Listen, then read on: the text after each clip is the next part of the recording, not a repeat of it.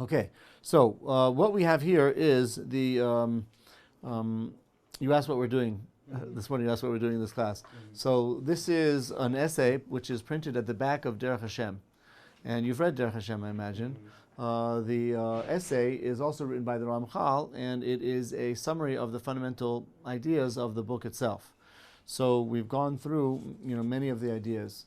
Reincarnation and the world to come and the spiritual realm and souls and demons and providence, general providence, individual providence, and some other topics as well. Miracles was one, remember. Redemption was another. So, but we're up to the last one, which is Torah Sheba'al Peh, and the Shas and Torah Sheba'al Peh.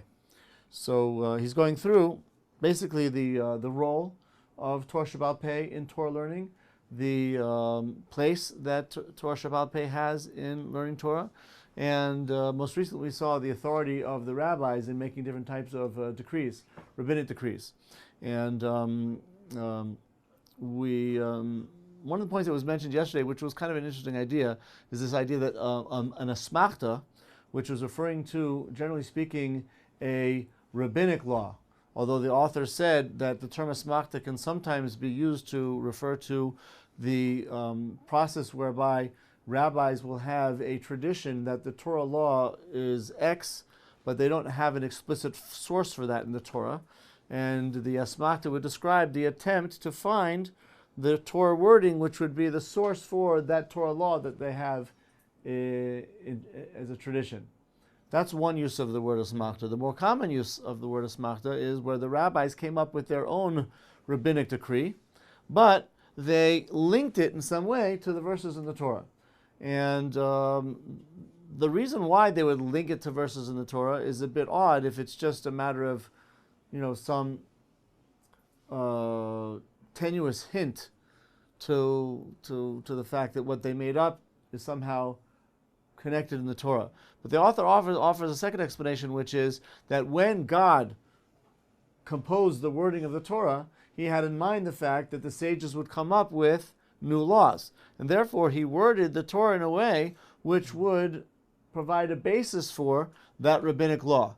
Not making the rabbinic law from the Torah, that no.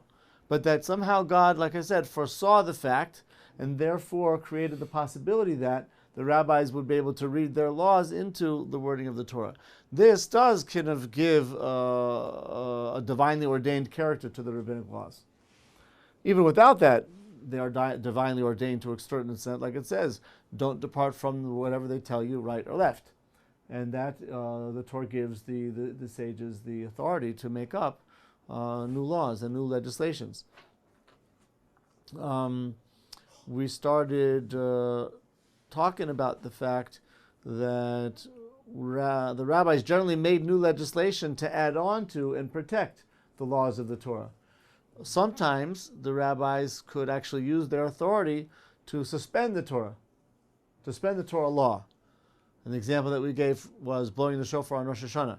If Rosh Hashanah falls on Shabbos, the rabbi said you should not blow the shofar because some Jew somewhere might come to carry the shofar in the public area for a distance of more than 4 amos and therefore transgressed the laws of Sabbath.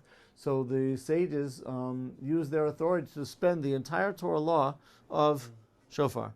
But we pointed out that that's only generally when they're suspending a Torah law. But the sages rarely would have a decree transgress the Torah. So they won't go against the Torah. And the difference was that what we said is, in other words, rather than transgressing in a way which is called kum va'aseh, getting up and doing, meaning proactively transgressing the Torah, that no. But rather what the sages do is shev al taseh, uproot a law from the Torah through passively refraining from fulfilling it.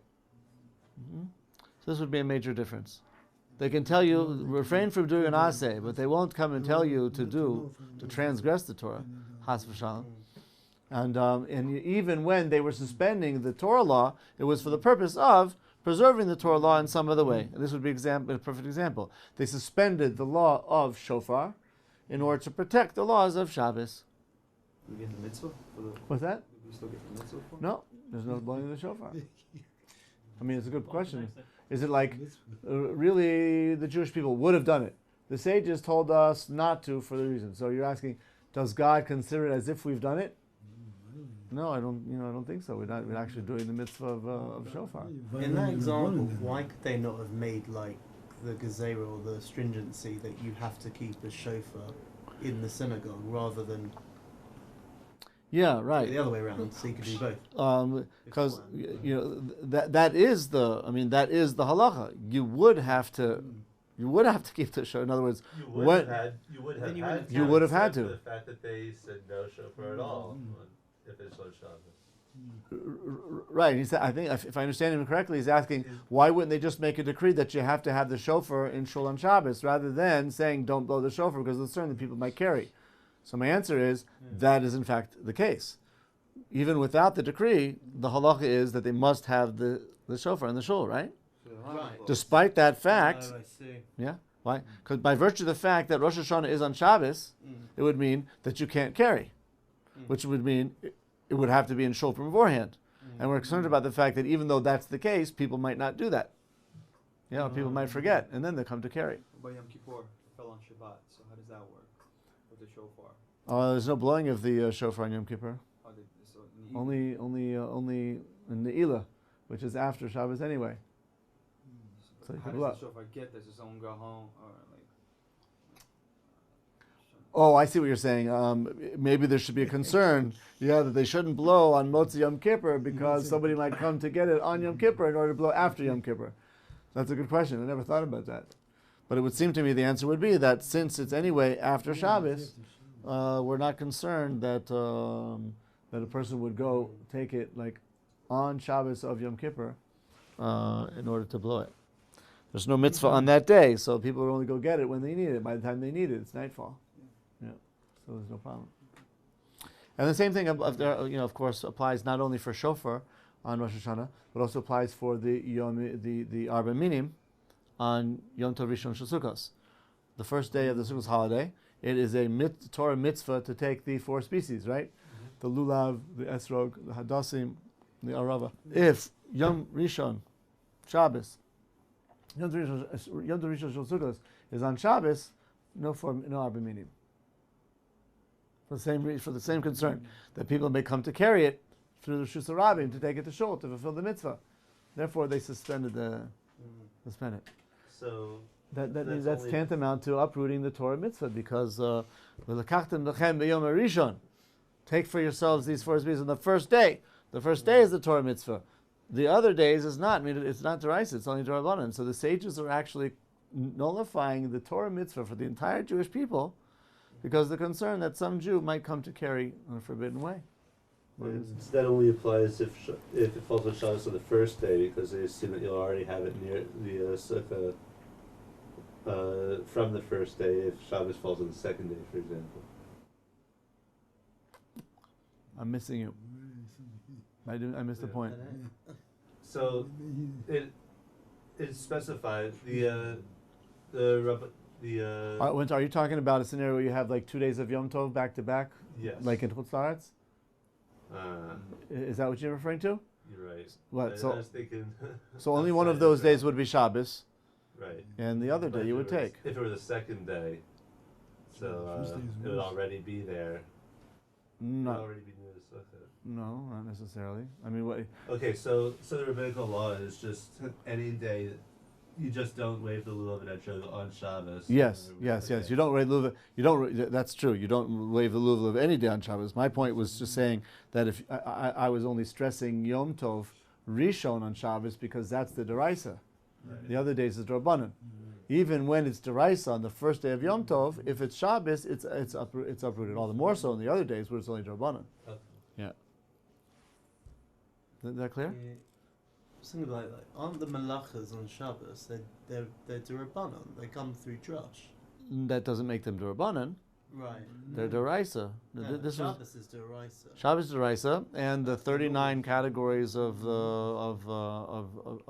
malachas are also deraisa, and there are many, and those are called avos. Of the avos, each av, general principle, has what's called todos, the subdivisions, and those are all deraisa as well. Now, in addition to that, rabbis came and added more Shabbos prohibitions, rabbinic as well. But this is a point that, it's good you're raising this point, is a point that we kind of touched on yesterday, which is that we shouldn't confuse the fact that the sages are discussing how to understand the Torah as the idea that the sages are actually deriving the laws themselves. That's not true. They're actually deriving the laws from the Torah. And that's Torah Shebaal Peh. Torah Shebaal Peh is the rabbinic elaboration, what came to be the rabbinic elaboration in writing of the Torah laws that was an oral tradition until then. So that we actually, the oral Torah derives the fact that we have 39 general categories of forbidden creative work on Shabbos from the Torah. And those 30, and the source for those 39 are the 39 acts that were classified and described in the Torah as used in order to construct the tabernacle, right? So there isn't a system of between something which is learned that's explicit to something that's sort of derived. So that's another very good point. And again, Shofar is quite clear, you should blow. Right. Whereas you don't get carrying direct, It's part of the oral Torah, but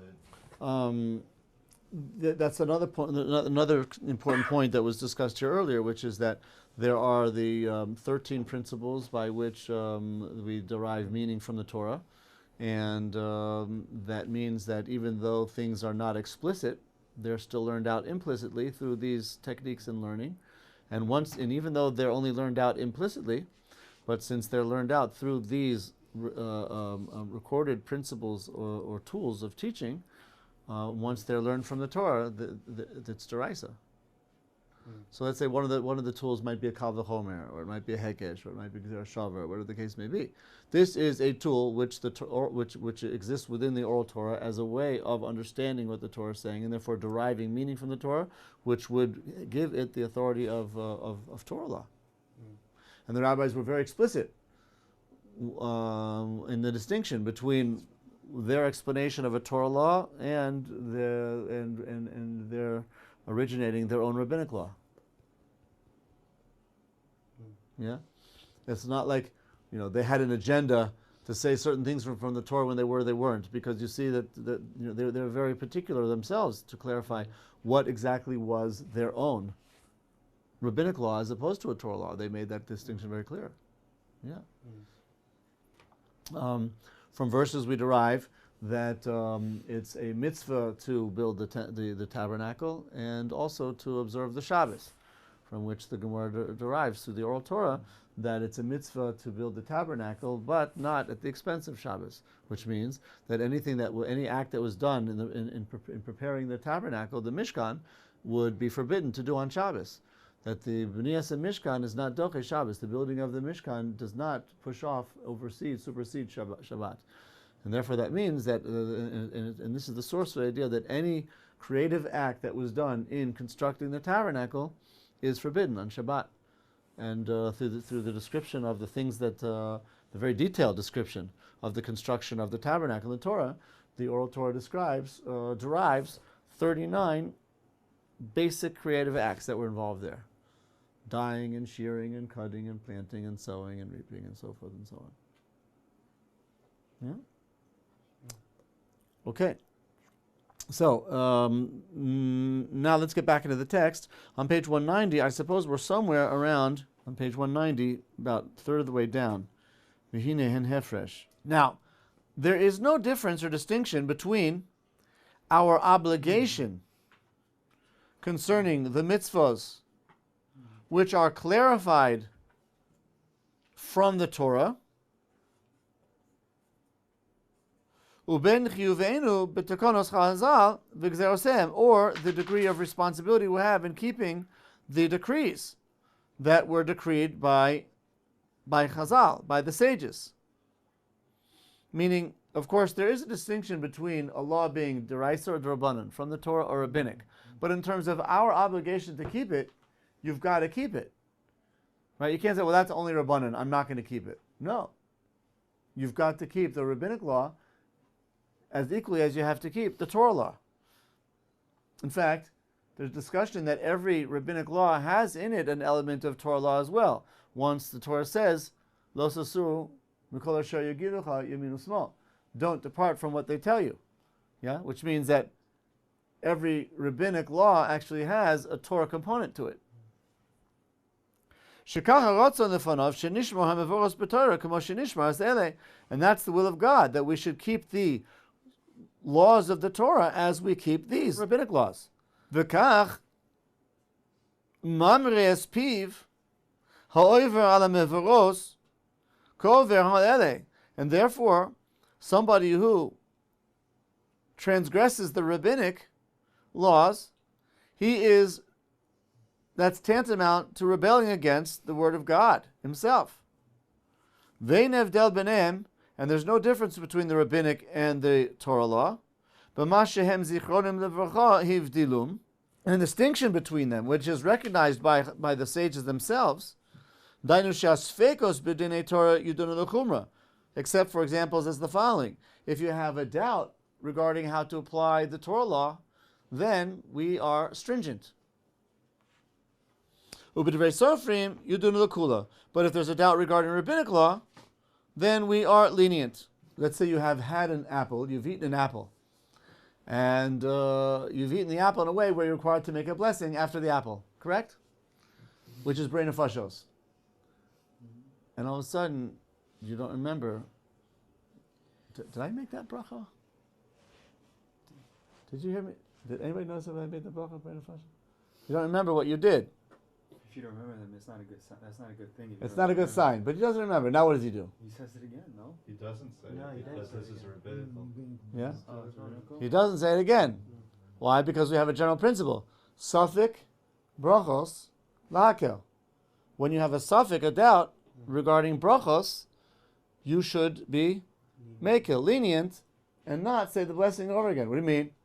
You have to make the bracha afterwards, right? Yeah, it's true you have to make the bracha. But if you already made the bracha, you wouldn't have to make it again, right? And if you say it again, what would that involve? Saying God's name unnecessarily. Can you tell me one thing? Well, one second. Right? Which is a Torah prohibition. You can't take God's name in vain. You can't say God's name unnecessarily for no reason. And therefore, we have a general rule of thumb: safik brachos lakel. When you have a safik regarding the bracha, which is only rabbinic, you should not repeat that. Yeah, even though you might not have said the bracha, because if you, in the case that you actually did say the bracha, saying it again would involve a more stringent transgression of saying God's name. Now, he finishes breaking the he finishes his meal, yeah, and he goes off to class, and I was, wait a minute, did I do Birkas Hamazon? I don't remember. What does he do? He does. It's a bracha after eating. Savik brachas lakel. The chalta v'savata is deraisa. Very good. Yeah. But there's a subject also, like whether the first bracha is the one that was commanded, and which one was, whether the first one or the after bracha. So, certainly Birkas Hamazon is deraisa. Isn't the first three? Yeah, and if you mean the first bracha, you mean the first of Birkas Hamazon, you mean the first bracha, the bracha of Hamotzi. Right. So there might be a discussion about whether Hamotzi is deraisa or Rabbanan, but regarding Birkas Hamazon, right, which is what I'm talking about, Birkas Hamazon is certainly deraisa. Yeah, and he doesn't know. He's a doubt. I don't remember what I don't remember whether I make Birkas Hamazon or not. So even though it's a bracha, in this case, we do repeat it. Why? Because, as Sam's pointing out, yeah, it's deraisa. Right? My confusion is. One second, it's deraisa. So he's supposed to say Birkas Hamazon min Torah. Now, he doesn't know whether he said it. In the event that he didn't say it, he certainly has to say it. In the event that he did say it, is a possibility of mentioning God's name in vain. But he's got an issur deraisa one way or the other. What should he do? So here we say the suffix mitzvah deraisa is the chumrah. So you would repeat the Birkas Hamazon even though there's a possibility that might involve saying God's name in vain. So this is an example. When you have a D'Rabbanan or D'Oraisa, D'Rabbanan l'kula, D'Oraisa l'chumrah. Yeah, what were we going to say? You're not allowed to say God's name in vain. It's one of the third commandment.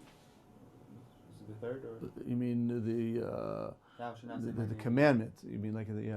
Okay, so what is his name? Is Yud Ke Vav Ke or Amunai? Amunai is my master. So you're not allowed to say his name in vain. What does that mean, vain? You're not supposed to say his name unnecessarily. That's Okay, what is his name? Yud, It's Hey, Yud, Hey, and But we Vav, don't and say Hey. that. We say Amunai, no? No, but that's how we pronounce his name. But that's not his name, though. That's his name. The Gemara says, based on a verse, Zeh Shmi, v'zeh Zichri Lo'olam. Zeh Shmi, Yud Ke Vav Ke. Zeh Zichri Lo'olam.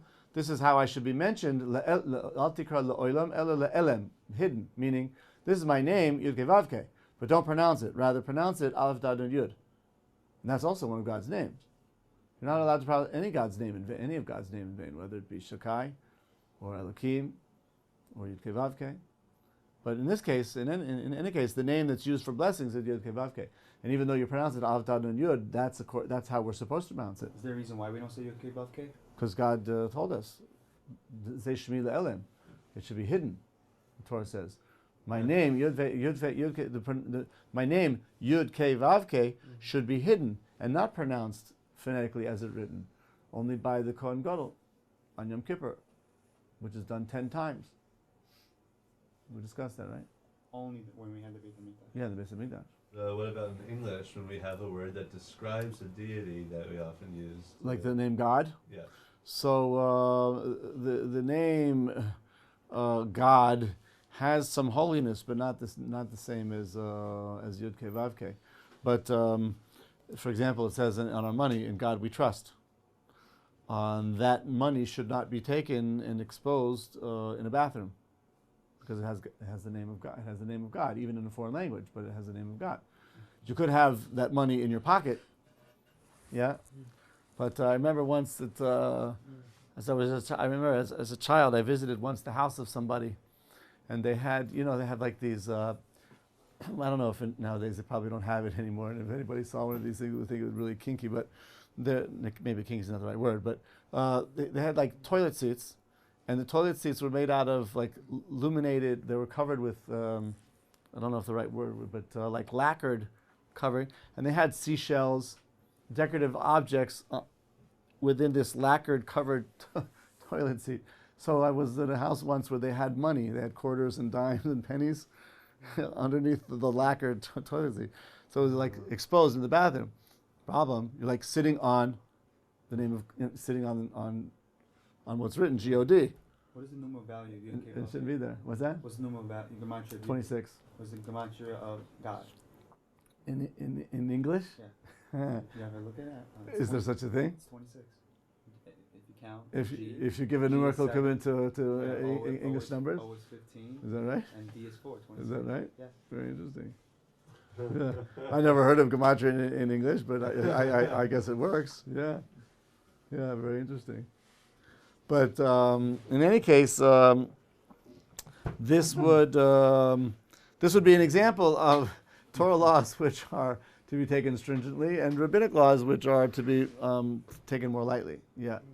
Oh, it was going back to Achalta v'Savata. Does that mean like when you've eaten and you're sated? Yes. Or is it just any time that you've had bread? Chiyuv Birkas Hamazon is when the achila is an achila of svia, which means a person is only obligated Birkas Hamazon when he's eaten a quantity of bread that gives him satiation. And there's a discussion about whether that's a kabetza, whether it's a kazais or kabetza.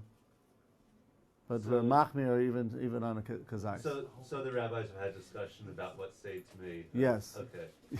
Yeah, yes. What's considered to be satiating? Women do not have an obligation to bench Birkas Hamazon deraisa.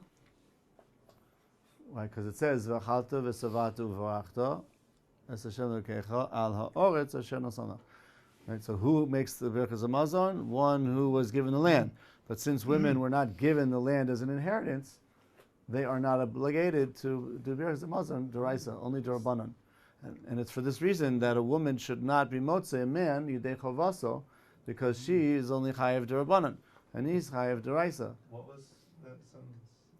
you shall eat and be satiated and thank God over the land that He gave you. No, but you explained something that a woman should not. And therefore, a woman should not recite Birkat HaMazon with the intention of reciting it for a man, Okay. her husband, for example, because she only has an obligation of rabbinic origin, and his is from the Torah. Yeah. Yeah. The exception would be in a case where a man ate a small amount and he's not sure whether he's obligated to bench or not. So it could be that the quantity is only d'Rabbanan, in which case her d'Rabbanan could help his d'Rabbanan. I saw once an interesting explanation as to perhaps why that would be the reason for some people that have the custom that women do not wash mayim achronim. Yeah, the Sephardim are quite particular with the mitzvah of mayim achronim, which is washing before the Birkat Hamazon. And I'm not aware of their making a distinction between men or women. You know, if you do it, you do it. Yeah, men or women. There are some Ashkenazim who don't do it at all, not for women or for men. Don't do mayim achronim at all. And the reason for this is, even though it says mayim achronim chova, mayim achronim is an obligation. This custom is based on the opinion of Tosfot in the Gemara, who says that the obligation for washing was only because there might be very specially virulent salt that a person had during the meal, and if he touched his eyes with that salt, it could be dangerous. So he washes his fingers before doing that to avoid the danger. Another reason is because in the old days people would eat with their fingers. And therefore, to bench with greasy fingers is disrespectful. But nowadays, when we eat with eating implements, your hands remain clean. So there's who have the custom not to wash mayim achronim at all, neither women or men. Why can we not just wash regularly? Open the sink. Why do I have to do it in a cup? You can do it in the sink as well. Really? Yeah. And another thing I heard there was a. Hold on a second. Hold on. Yeah, there are so the one custom is justifiable. They say it's obligatory, and there's no distinction between men and women. The other is also understandable. It's not obligatory, neither for men nor for women. But there is a custom among certain groups who have the men do and the women don't. Yeah. And that's problematic. That doesn't make sense. If there's a chiyuv, there's no difference between men and women. And if there's not a chiyuv, then there's no but why men yeah and women no? So I heard once an interesting explanation. It's based on this. That mayim achronim is a din in Birkas Hamazon. You're supposed to wash before Birkas Hamazon. So there's a doubt whether you really have to wash or not. Based on Tosfos, it might not be relevant nowadays. So if you're going to do it, in a way, arguably speaking, it's really a chumrah. So since it's a chumrah, it's really only relevant to be machmir for men whose chiyuv Birkas Hamazon is deraisa. But for women, it's d'Rabbanan, you could be mekel. Yeah? You could be lenient. I'm throwing in Hebrew words. I don't know how many of you are familiar with all the Hebrew words I'm using. Yeah, but it's an interesting explanation. Yeah, that be'etzem it's a suffix nowadays whether you have to wash or not. And the washing of machronim is associated with Birkat Hamazon. In which case, for men it's deraisa be machmir. For women it's d'Rabbanan be mekel. So men wash and women don't. For most people, I see only do that on Shabbos. Say that again. But most people when they bench, they only do it on Shabbos. I think most people who do it wash. Any time before Birkat Hamazon, whether it's during the week or Shabbat. Washing mayim achronim anyway is d'Rabbanan. Oh, fine. It's anyway. It's really d'Rabbanan. So how'd they get around that if it was deraisa? It's not. Yeah, I see what you're saying. In other words, is there a scenario where you have a Torah mitzvah which is not? Yeah, I mean, you could have a scenario where there's a Torah mitzvah but it's not done because it's not applicable nowadays, right? So even though it's deraisa, theoretically, if it were deraisa. Yeah, but the reasons for it are not applicable. Then it would just because it's deraisa doesn't mean it wouldn't be done.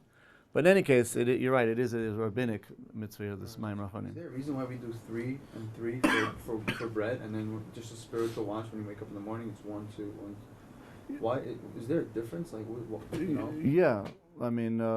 The Gemara discusses the way you should wash when waking up in the morning 3 times alternately from hand to hand, as being what's necessary to get rid of the ruach ra, the evil spirit that's resting on a person's hands as a result of sleeping and undergoing a type of partial death. Yeah. What makes a difference? But the washing for bread is really not associated with that. The washing for bread is a symbolic remembrance of the extra purity the person would have to maintain if he was eating bread that was truma. So it's kind of a remote decree, but in any case, it's more like toveling in a mikveh. It's more like it's an issue of tahara. Yes, not an issue of ruach ra, and therefore the distinction is made. In the morning, when you're washing with the ruach ra, it's alternately. It has to be done that way. The other way doesn't get rid of the ruach ra. But when you're washing for food, for bread, for example, it's really it's a remembrance of taras, and then people would have to be pure when they ate taras, which would mean like immersing in a mikveh. So there's the idea. It's not done alternately. It's done 1, 2, 3, as you'd like tovel in a mikveh, for example. My machronim doesn't. My machronim really is enough just to wash underneath the tap, to make sure your hands are clean. That's really what it's all. That's really all about. Some people are careful to do it with a kli, but as far as I remember, that's not a halachic requirement. Zohar says anything about when you're washing, the more water you use. I heard that. I me personally, I fill up the cup. For my machronim, you mean? No, for not exactly that. For just washing for bread, fill the whole cup, and I put the whole cup in one hand 3 times. Yeah. And I fill it again. So the truth. Yeah, it should be it's good to have a full cup, and the truth is, if you have a full cup, it doesn't even have to be twice or 3 times. It could be once.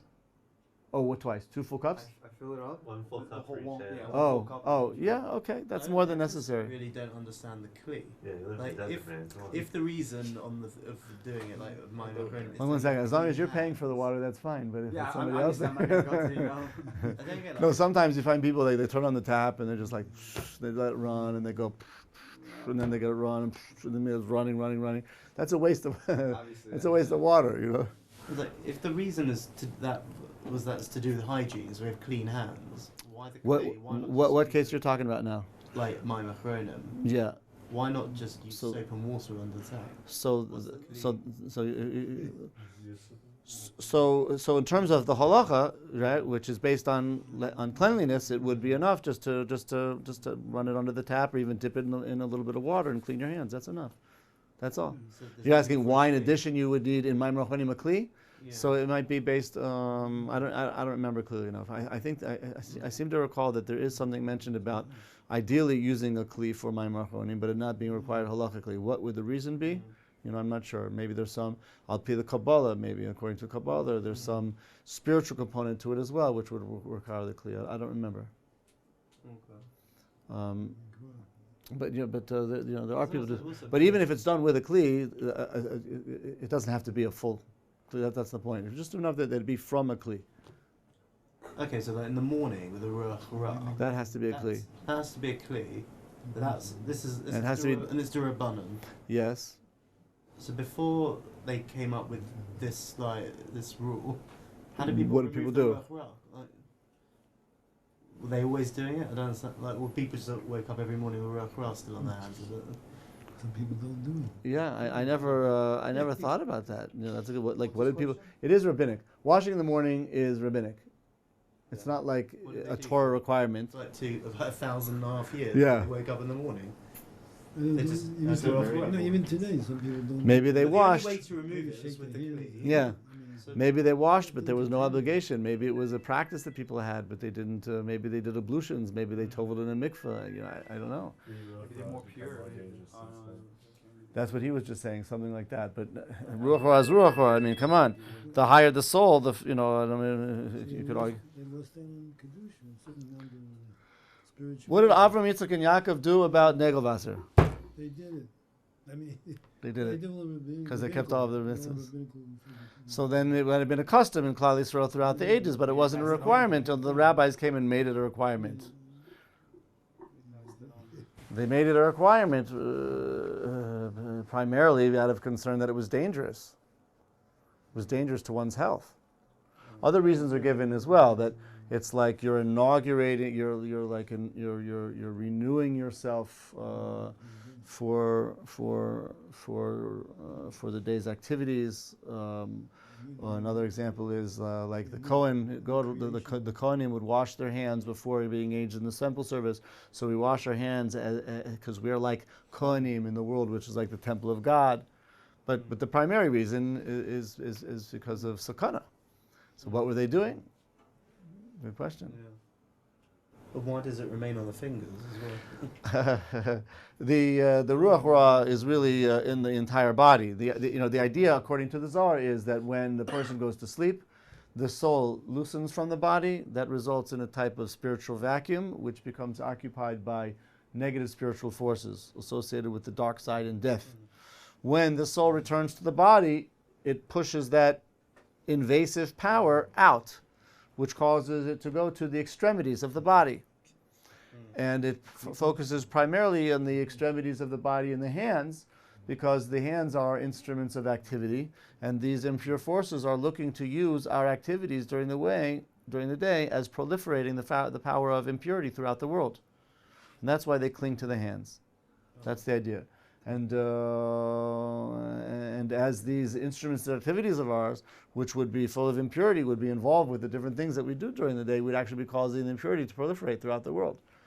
As we the idea is that as you wash, it becomes diminished, and it jumps from hand to hand and hand to hand, each time diminishing until, by at least 6 times, meaning 3 times each, it's totally removed. Are we more physical than spiritual in the morning when we wake up? I mean, like the second we wake up, it's like we're more physical. Like our soul needs to like adjust in a way, like. And therefore, like it's harder for us to wake up. And you're saying that would be an explanation for this washing, you mean? Or you're just saying in general? In general, because it's just hard. Like it's hard for me to wake up, and I feel like I'm just so physical. Like it takes a while. For me. Sure, the body is literally very dormant during sleep, and therefore even when the soul kind of returns, the body still is kind of enmeshed in the chains of slumber and sleep and physicality. It's certainly true. Could you not remove like the ruach ra without the kli, like one hand into the thing like that? So there are details about the law, and just like you need a kli, you also need what's called a koach gavra. Koach gavra means it has to come through the force of a person. So when you put, that's one of the reasons why you have to put it in the kli. So now that it's in the kli, it's poured by the human influence of pouring, right? But if you have a running tap, and you're going like this, so arguably you're lacking the component of koach gavra.